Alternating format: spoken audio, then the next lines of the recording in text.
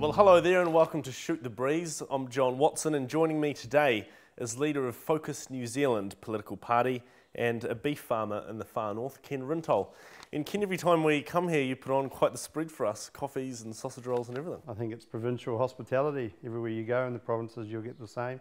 It's a tradition that's been handed down for many generations, and it's a hospitality we would expect to give to anyone. It's certainly better than what we got at David Cunliffe's office. If you're watching, David Cunliffe didn't even offer us a cup of instant. Okay. So how's the party coming along? Oh, the party's going great. We've been registered now for a while. We would have been registered 4 or 5 months ago if it wasn't for the bureaucratic system we have to follow, but it was a good learning curve for us.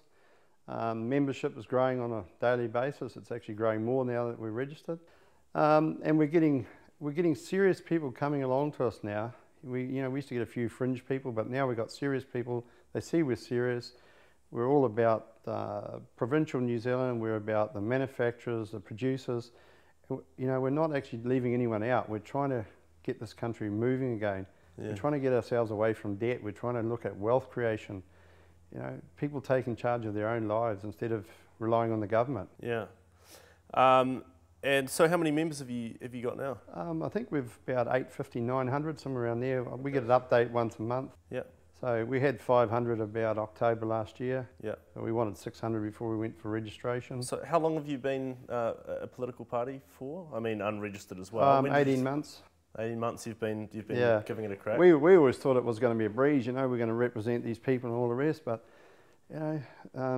people sometimes just don't want to shift, and you go out there and they agree with you and they say, oh, well, when you become a party, give us a yell and then we'll join you. Yeah. It's very hard to get people, especially in the provinces. They're an ageing generation. They've been with a party for so long they don't want to shift, don't want to get off the fence. Because you'd be taking votes away from National, wouldn't you? They'd be going, well, do I really want to take my vote away from National to give to Focus if I don't know if they'll get over the 5% threshold? Yeah, we ask people where they're coming from. A lot of them are disgruntled. A lot of them were people that joined ACT and saw them going nowhere. We've got a lot of ACT people. I think they come from all spreads. We've actually got a lot of people that said they've never joined a party and never voted. Yeah. They come across, we keep saying that message, we're common sense. We're all about common sense. We want to take our message to Parliament from the people, not the other way around. We don't want to be dictated to by Parliament. Yeah. We don't want a whole lot of people in Wellington making new rules and regulations that don't fit our lifestyles. Because I see you've got a new logo and design for your website and everything, and you seem to be progressing quite far now.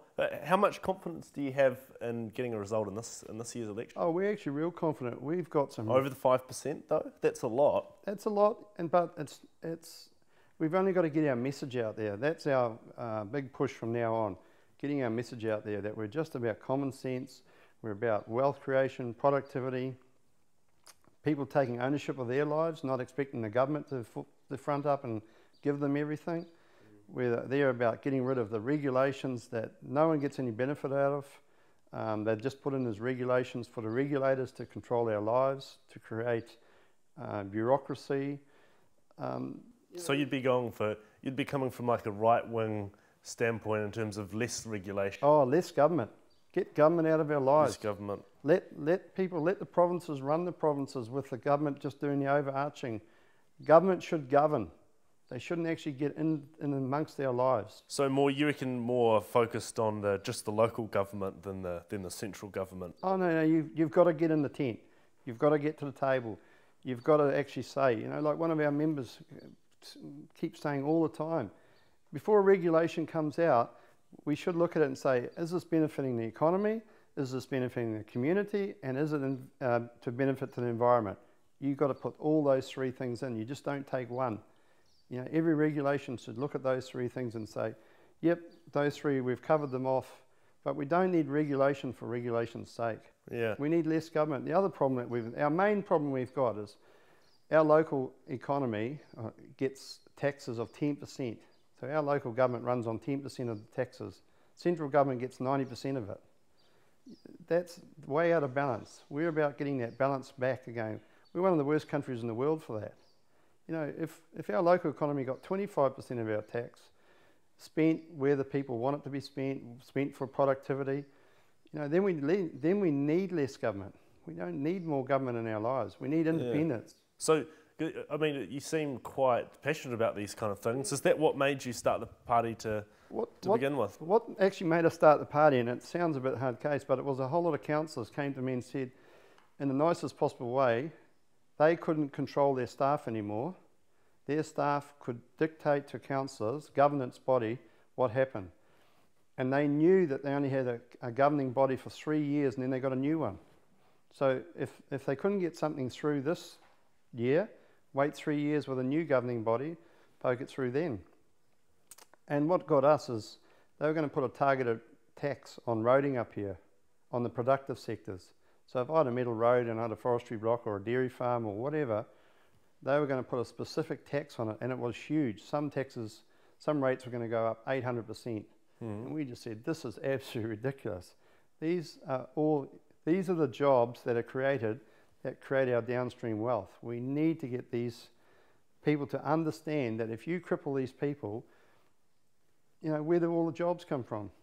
And the other thing is people in the cities or bureaucrats or whatever do not understand rate of return out in the provinces. You know, some people are running on 2% rate of return on asset. You know, if you were in a business, you'd sell up and say, this is a waste of time, but that's their lifestyle. You know, that's their whole life's investment.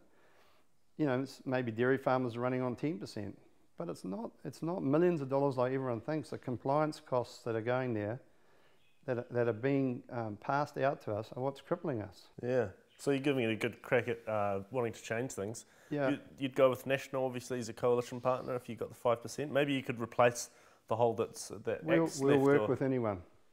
We've said we're going to Green keep Party. Now you're pushing me into dangerous territory there. We'll hold our independence. We'll work with anyone as long as they use common sense. Yeah. You know, our motto is common sense party or productivity. You know, we got to get productivity, but people that produce the productivity need to get rewarded for it. Well, who would your preferred coalition partner be, do you think? Anyone that wants to use common sense. Yeah. Kim.com, if he has a political party? Who?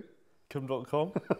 Who? Because Ken, I've actually... No, we'll actually work with New Zealanders, so it might be a good saying. I've actually got evidence here, and I'll show it to the camera just so the people at home know. I've got evidence here that that you've been visiting Kim.com in his mansion. Oh, good. Boy, you've got bad evidence. I sold that truck. What do you have to say to that? I sold that truck about a year before he came into the country. So it's someone impersonating me. Yeah, well, did it John looks like pretty concrete evidence to me, Ken, to be honest. Did John Key give you that? Helicopter. I've got to ask you, did John Key give you that? Oh, it could have been Winston Peters. You never know. We'll work with anyone. Honestly, we'll work with anyone. Yeah. As long as they come out with common sense. And I'll tell you what, there's some good people in all the parties. I think sometimes they get shot down because they're not out there pandering to the people that will get them in power. You know, if you don't look after Auckland, you're gone. Have you been in talks with anyone yet about loose talks and nothing about coalitions? We will not go into coalition. Ask ACT what happened when you go into coalition. Oh, you'd supply an agreement. Supply and demand. Supply and demand, so yeah. But we will keep our independence. There's no two ways about that. Okay. What are your thoughts on Kim.com? I've never met the man. I never sum people up until I've met them. Sit down. I mean, I wouldn't have a cup of tea with them because that's dangerous talk these days. If you have a beer with a guy, you soon sum up what people are like. So I can't comment on him. I think there's a little bit of nonsense going on. I think him and John Key are having a little bit of a tug of war there. Yeah. You know, now you're starting to see him on the back of every second bus on his album, and maybe people are starting to think, okay, that's enough now, Kim.com, you know. Yeah. It's been and gone now. Yeah. But again, I think we're going to have to take a break now, but after the break we'll talk, I think, more about you rather than the political party and your history and who you are and things like that. So we'll see you after the break.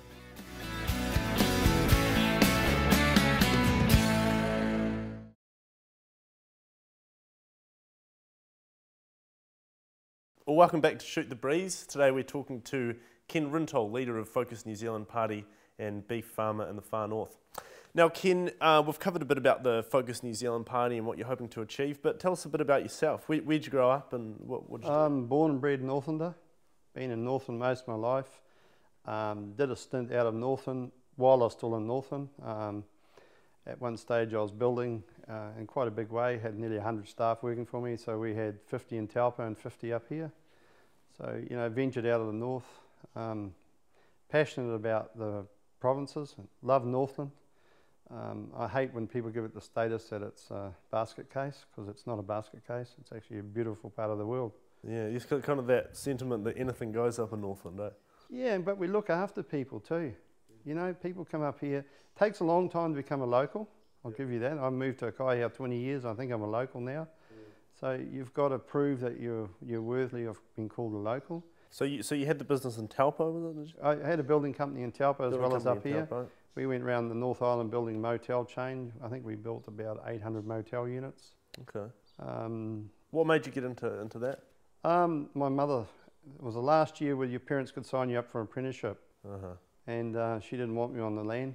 She said, you know, I was good at school at carpentry. She said, right, I've signed you up for apprenticeship. And I was 15. I'd got school C. She said, you're gone. You can do the apprenticeship. And actually, it was the best thing that ever happened to me. That's sparked one of your policies, hasn't it? The apprenticeship really worked for you, and you want to see more of that. Yeah. We'll keep on you. Yeah. So what happened after that then? Did your building business just grow? Or? I did my apprenticeship. I did what we had to do back then. You had to give your boss a year servitude to basically repay him for giving you 4 years training. I did 5 years. I got all the qualifications I could get. At 21, I was my own boss. My whole family have always been, they're wealth creators. And so I went out and started employing guys, started building. Did building till the share market crash in '87. And at the same time, I had a construction arm which did civils works as well. And that Rintoul was actually... Civil. Yeah. The truck that we saw parked outside Kim.com's. Yeah, it's funny that. And I must check, see if we billed them for whatever work we were doing. Moved on and saw that the civils had a better rate of return, less stress, dealing with less subcontractors. So when the share market crashed in '87, we actually shut the building side down and took a lot of the staff across to the civils and grew that. Right. So we peaked there at we peaked at 100 guys as well. Yeah. So we were the main subcontractor on Nafa Prison, or corrections facility, I better get terminology right. Okay. So yeah. And you proved that even now, you can still get into business, but the profitability is just not there. I mean, this rock star economy, I don't know where it is. I mean, I've seen a lot of people struggling. So, I think it seems to be the way mainly the Western world is going. Is there's a small percentage of people that are doing very well, that are already very wealthy, but we're seeing the poor, the working poor, aren't we? And unless you're in that percentage of people doing very, very well, it's hard to get there. And, you know, take my own case. I mean, I could have started a business up in 5 minutes 30 years ago. When I was starting up my business, you only went out, you might have put an ad in the paper, and next day you were working. But you work for yourself then. Yeah. When I started employing people, this was what really sort of brought it home to me 18 months ago when we kicked off this party. When I started employing people, it was whatever I paid them plus 18%. That was the cost of my labour units. Now it's whatever I pay them plus 47% is what it cost me for my labour units. You know, it's the compliance costs. So even guys like me, you know, you think seriously, if you're not at that size, like you're talking about that 5%, even in business, you're just treating water. Yeah. So, but I mean, I want to get people into business. I want to see succession planning. That would be my biggest desire. I want to see our young people taking over. And I mean, my son's taken over. He's taken over one arm of our company. He runs our craning division. Yeah. But you've also got a farm here. When did you get the farm? My wife and I bought the farm. 20 years ago, is it? Yeah. When you came to Kaiau? 25 years ago. Yeah, 20 odd years ago, came to Kaiau. And I mean, I looked at it, when I bought this farm, it was about 8 times average income. This farm now is most probably 40 times average income. How are we going to get people into businesses when it's that big a step change? You know, it's just ridiculous. I mean, I love farming, don't get me wrong. It's, I think, where I keep my sanity. Yeah. I go out and you know, move stock and do farm work. and I absolutely love it, and I wouldn't change it for a world, and it looks like my daughter's going to go the same way. She loves farming. My grandkids love farming. The other thing about farming was you cannot bring up kids in a better environment. Yeah. Reality. But you think business-wise, there's less sense now to get into farming than there used to be? There's no profit in beef farming. No, you have to go dairy, really, don't you now? But yeah, but even now, you know, time you get your investment, you know, I mean, this was a dairy farm. I dairied here for 10 years, and then I went back to beef. Yeah. Why? Oh, it was just because a whole lot of things. It wasn't the right size. It wasn't the right. They brought in fencing of waterways. I had to do 40 kilometres of fencing, so it didn't stack up. Maybe you regretted that decision since, though? No, I love beef farming. Less stress on the environment. I mean, I'm not saying that dairying is bad for the environment. I wouldn't say that for a minute, because I've got a lot of dairy farmers that are very good friends. They're passionate about the environment. I go down their place and I think, God, I'll have to pull my socks up and get as good as them with their riparian fencing and planting, you know. So, I mean, I don't want to do this into an editorial for Focus New Zealand, but these issues of the unprofitability in the rural sector, what are you aiming to do about that? What are your policies to change that? Is it changeable? We could change it overnight if there was the will of government to do it.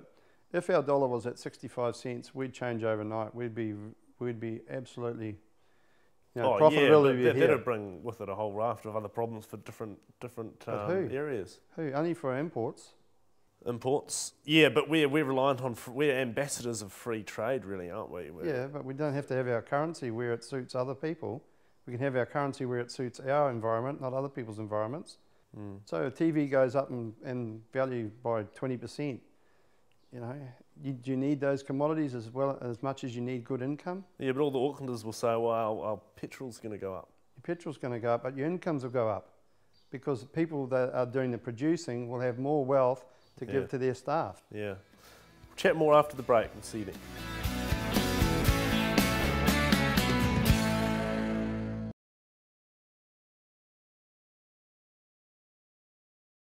G'day there and welcome back to Shoot the Breeze. We're joined by Ken Rintoul, leader of Focus New Zealand political party and beef farmer in the far north. Ken, we're talking about what we can do to help our rural sector, to help the profitability of it, and you were saying reduce the dollar. What do you think of Shane Jones? Do you think he's got some good ideas? I like Shane. That's what I said before, that every party have actually got good MPs, what I call worthwhile MPs. Shane's one of them. Damien O'Connor's another one. Yeah. I actually like them. They bring common sense. And the other thing about Shane is he listens. I've been to a couple of forums lately, and Shane sits there and he listens, and afterwards he comes up to me and he just says, just keep that going. You need to get out there and tell people, you know, the truth. So, you know, I actually like the guy. What he's doing at the moment. Conversely, your MPs are national, like, Minister for MPI, Nathan Guy. Same thing. I haven't actually met him, so I don't like commenting on people until I meet them. I've met Shane, I've met Damien O'Connor, I've met a few other people. And you reckon you can work together pretty well? Are your policies kind of similar though? No, we're miles apart on a lot of policies. I don't believe in paying people just to stay home and have kids. That's a personal thing. It's not a party policy. But I mean, I believe people get paid for and get rewarded for something. You don't just stay at home and get rewarded. But then on the other sentiment to that, I would love it where we could actually run our economy with one income in a household, so that the kids came home to a parent, because I think that would actually be more valuable than the government looking after all the faults that come out of kids that don't have parents at home. Yeah, but I mean, have you really thought into how we can do this, how we can achieve this, and what the effects will be? Because whenever you change something, there are going to be negative effects too. Yeah.